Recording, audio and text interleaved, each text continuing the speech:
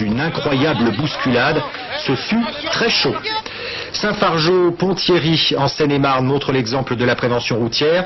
À quelques jours des départs pour les vacances de tous à Puteaux, depuis 1 an, les incidents se multiplient autour du conseil municipal. Tout est parti de la création par un militant socialiste d'un site internet critiquant le sénateur-maire Charles Secaldi-Reynaud. Le journaliste militant est interdit de conseil depuis 1 an et demi et hier soir, on a atteint des sommets. Reportage malgré les heurts et les bousculades de Patrick Ferrante et de Noé Salem. Je suis un citoyen de Puteaux de cette ville. En tant que citoyen de cette ville, comme n'importe quel autre. Interdiction de séjour au conseil municipal de Puteaux pour Christophe Grébert. Ce militant socialiste est systématiquement expulsé de la mairie depuis qu'il a lancé un site internet critique de l'action municipale. C'est illégal, c'est illégal. Le face-à-face a tourné hier à une violente empoignade générale. La garde rapprochée du maire, plutôt nerveuse, a même pris à partie le caméraman de France 3, menacé et molesté à plusieurs reprises. Cette soirée mouvementée a commencé par la sortie d'une centaine de personnes de la mairie transformée en bunker.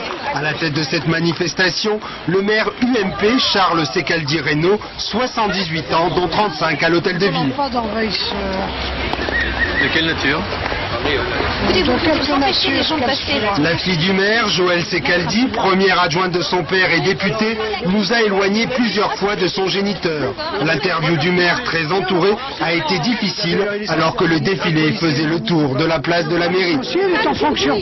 C'est pas le jour. Là, on fait une manifestation. Je ne suis pas né autoritariste et je n'ai jamais été, à la différence de quelques autres qui sont leurs associés et qui sont les héritiers de ceux qui ont soutenu Staline et les bolcheviks, qui ont fait 80 millions de morts. Le retour des manifestants à l'hôtel de ville s'est fait sous les sifflets d'opposants de gauche.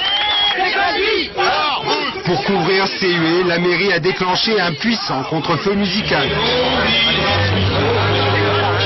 Accompagné de la police et du responsable socialiste des Hauts-de-Seine, Christophe Grébert est finalement admis dans la mairie.